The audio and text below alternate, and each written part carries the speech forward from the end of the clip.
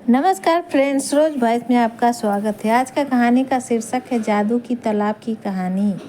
हीनू और टिंकू गांव आए थे। गांव में खूब मस्ती भरे दिन गुजर रहे थे।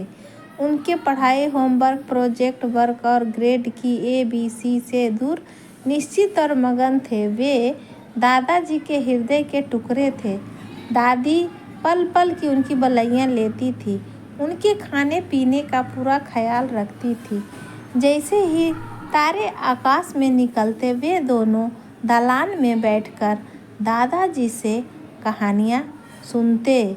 दादाजी की कहानियाँ में फैंटम, बेताल चाचा, चौधरी, नाडी बॉय नहीं होते थे। होती थी तो परियाँ, राजा रानी की कहानियाँ, राजकुमार, नीला सियार, चूहे कबूतर की दोस्ती की कहानियाँ। ये सब उन दोनों के लिए एकदम नई बातें होती। मज़ेदार, जिज्ञासापूर्ण, संदेशपूर्ण ये कहानियाँ हीनू और टिंकू को रुलाती, हंसाती, डराती और शिक्षा भी देती।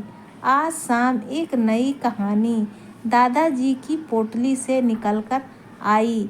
दोनों के सामने वह कहानी थी गांव के तालाब की। दादाजी ने सुनाना शुरू किया। गांव के शिव मंदिर वाला तालाब देखा है ना, उसकी कहानी सुनो, जो मैंने अपने दादाजी से सुनी थी।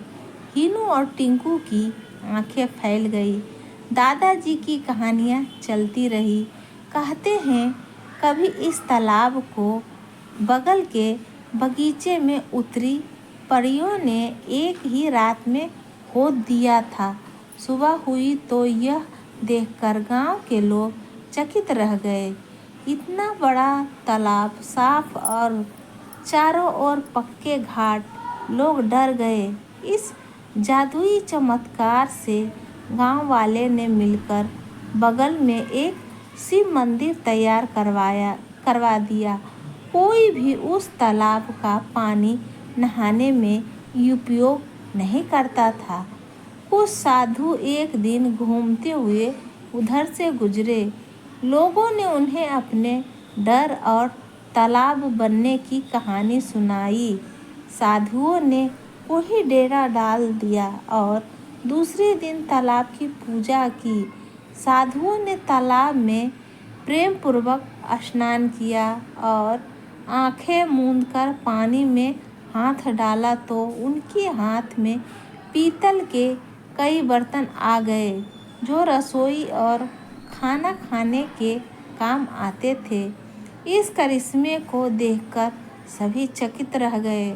साधुओं ने पुनः उन बर्तनों को पानी में डाल दिया।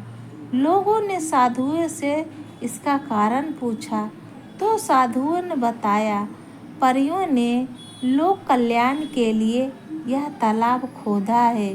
गांव वाले बाहर से आए व्यापारी, साधु महात्मा तालाब का स्वच्छ जल पिए, स्नान करें, बर्तन निकालकर रसोई बनाए और जाते समय पुनः बर्तन को पानी में रख दे।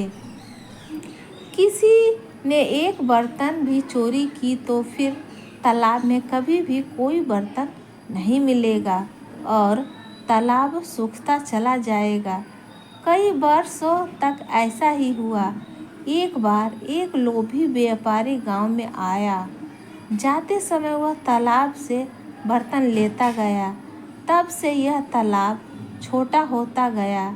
इसका जल गंदा हो गया, घाट टूट गए। यह किसी उपयोग के योग्य नहीं रहा। कहानी सुनकर हीनू और टिंकू बहुत दुखी हुए। दादाजी का हाथ पकड़कर टिंकू ने कहा, हम कभी किसी की कोई वस्तु चोरी नहीं करेंगे और सबको बताएंगे कि इससे दूसरों का बड़ा नुकसान हो सकता है।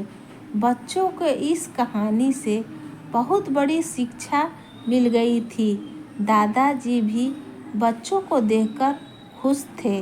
तो फ्रेंड्स, ऐसी कहानी सुनने के लिए इस चैनल से बने रहे। इस वीडियो को लाइक करें, शेयर करें।